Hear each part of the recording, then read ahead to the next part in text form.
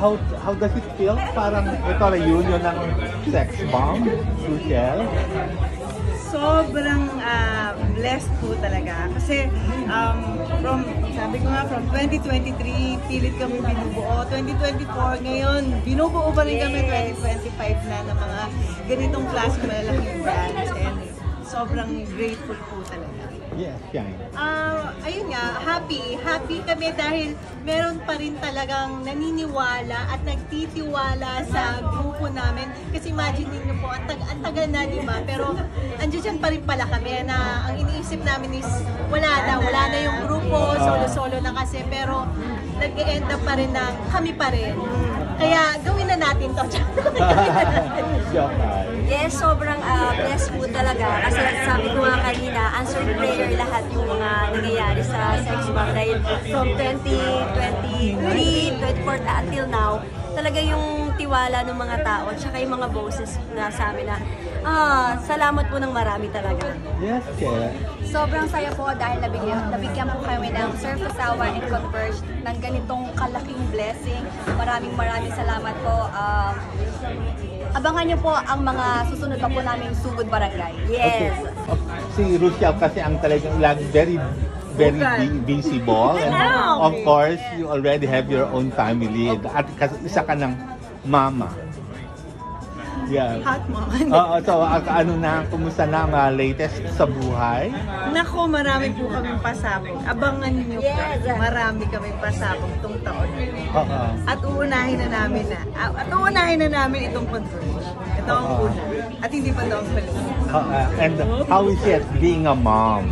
Sobrang grateful. Kasi yung anak ko po medyo malaki na. At nakikita na namin na talagang smart yung bata and parang kailangan talaga niya ng maraming time para kailangan ibigay ng parents para sa kanya. Kasi kailangan niya ng malaki-laking suporta at oras. Ikaw, Shine, siyempre, mama na rin. And, yes. At hindi lang First yung pagiging nanay yung pinagkakaabalahan. Siyempre, you're the wife of Vice Governor. Ayun, busy sa pagdating sa bahay. Big family kasi, so ang dami-dami mong kailangan intindihin. Plus, yung trabaho pa ngayon ni Alex. So, syempre, as a wife, kailangan kong kailangan ko siyang suportahan dun sa gusto niyang gawin. At mahirap ang maging wife ng isang politiko. Kasi syempre, kailangan ko din maging nanay at pangalagaan din yung pamilya namin at protektahan sa mga maraming mga gustong alam niyo naman sa politics. Mahirap talaga. Maraming mag-judge sa'yo, maraming matutuwa, pero kahit na ganon, kailangan magpakatatag ng isang nanay para sa kanyang pamilya. Ikaw, Jopay, kumusta naman? Yes, ito, hands-on mom talaga. Kaya yung mga event po na kinukuha ko, talagang umaayon naman sa oras talaga para sa pamilya ko, para sa asawa ko. Kasi syempre, like ang sinabi na, napaka-importante kasi na yung pamilya mo, lalo yung mga anak mo, lumalaki na eh. O kasi nandun ako sa punto na gusto ko nakikita ko kung ano yung ugali nila habang lumalaki sila. So ngayon, like ako, active ako sa mga events ngayon. So happy naman ako kasi talagang kahit sa events ko, nasasama ko yung mga anak ko.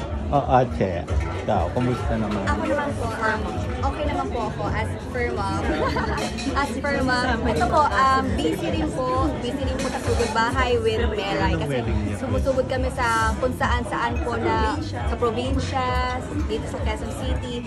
Hinahalugod po namin ang mga barangay para sa Surf Asawa at ma-reach out namin yung mga taong nangangailangan. At the same time, I'm engaged.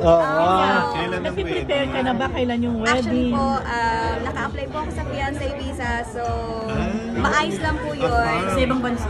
Pupunta po ako sa Ano nationality? Phil ang po siya.